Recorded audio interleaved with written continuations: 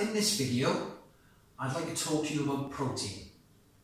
So I'll begin with saying what protein is. So protein is essential as our building blocks for our body. It's good for your nails, it's good for your skin, good for your hair, and obviously good for your muscles. Protein is made up of 20 amino acids. 11 of these amino acids the body can make itself, and 9 of these amino acids you have to consume, and they're called essential amino acids. Now these foods over on this side, they are complete proteins, or what's called complete proteins. So here we have some mackerel, really good with omega-3s as well, tuna, chicken breast, eggs, dairy products, okay? Now, if you're a vegetarian, obviously you're not going to want a lot of these. There are options you can have. So one is quinoa. It's not a grain, it's actually a seed, but you can use it to replace things like rice and pasta, and also something that's little known of at the moment, but it's a very, very good source of protein, and it's a complete protein, and a lot of vitamins and minerals in there, which is called amaranth. Okay? And again, these are seeds, not grains, so they're better for you than eating grains, okay? Then you can also combine your foods to make a complete protein. So some vegetarian options have amino acids missing. For instance, if you look at this, we've got some wholemeal gluten-free bread, and we have some peanut butter.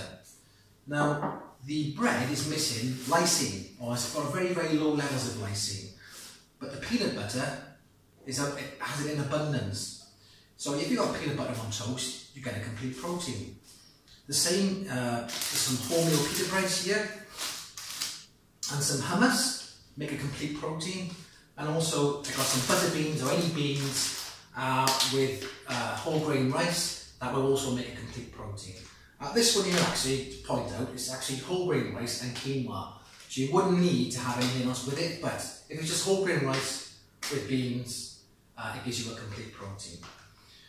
The jury's out on combining foods to make complete proteins. Some of the theories are that you don't need to combine them to get them through the day. For instance, if you have a piece of toast in the morning and some peanut butter later on in the day, you still have all your amino acids. The body doesn't distinguish between the two. My argument is, if I have my wholemeal bread, I want to have my peanut butter on it. Okay? If I have my pitas, I like to have it with hummus. And also, it's more filling to put the beans with your rice. Okay, so why separate them? Why have a bit of toast in the morning? Why have peanut butter on its own later on? Doesn't make any sense. So just combine them, it doesn't make no difference, okay? The downside is, with these foods, is it's very hard to get enough protein. For instance, these combined in one serving only gives you 8 grams of protein. Okay, these combined in one serving only gives you 9 grams of protein. And these combined only give you 8 grams of protein. So all of them combined give you around about 25-26 grams of protein. So if you had these over 3 meals, you would be about 45 grams short if you weighed 70 kilograms.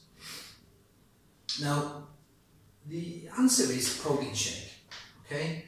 Now, I use a whey protein. There are other types of proteins that you can get if you're not happy taking a dairy product. There are a lot of different ones. This one's a whey protein concentrate. You can also go whey protein isolate. There's a lot more variations, but I won't go through them all. I just don't want to bore you today. Now, I use a whey protein concentrate. It's good enough for me. It does what it does. Okay. Whey protein isolate is better if you're lactose intolerant. It has a lot less lactose in it, hardly any. Whereas whey protein concentrate does have lactose in it. So if you're lactose intolerant, avoid whey protein concentrate. Go for the isolate. Best time to take this. A lot of the manufacturers will recommend you taking 2 or 3 times a day. That's just a bit of a gimmick to try and get you to take more of it and use it faster. I would recommend 1 a day. You can have it over your breakfast cereals or oats. Just taking it as a drink, okay? And definitely after training. Some people say take it before and after training. I just take it after training. After training, I would take it with water. And there's a reason for that. You need to, after you train, you need to get that protein in your system fast. You have an hour window after you train to get that protein into your muscles. If you mix it with milk, milk is a different type of protein, it's caseinate or casein. Okay, it's a very slow absorbing protein. and it absorbs it for a few hours. Okay, it takes a couple of hours for it to get into your system. Too slow. So just have it with water after your training. On your off days when you're not training, by all means have it with milk, and it'll give you a slow release protein throughout the day. Okay, so that's my take on proteins. One thing I would say is avoid soy. Soy can cause problems with the digestive system. It can mimic estrogen, which is not great for men. I would avoid soy as much as possible. It's not really a product I would recommend, and avoid it. Okay, that's all my talk on protein today. If you want to have more videos, want to see more videos and workout tips, nutrition tips, just go to our YouTube channel or our Facebook page, and I'll see you there. Thank you very much. Bye.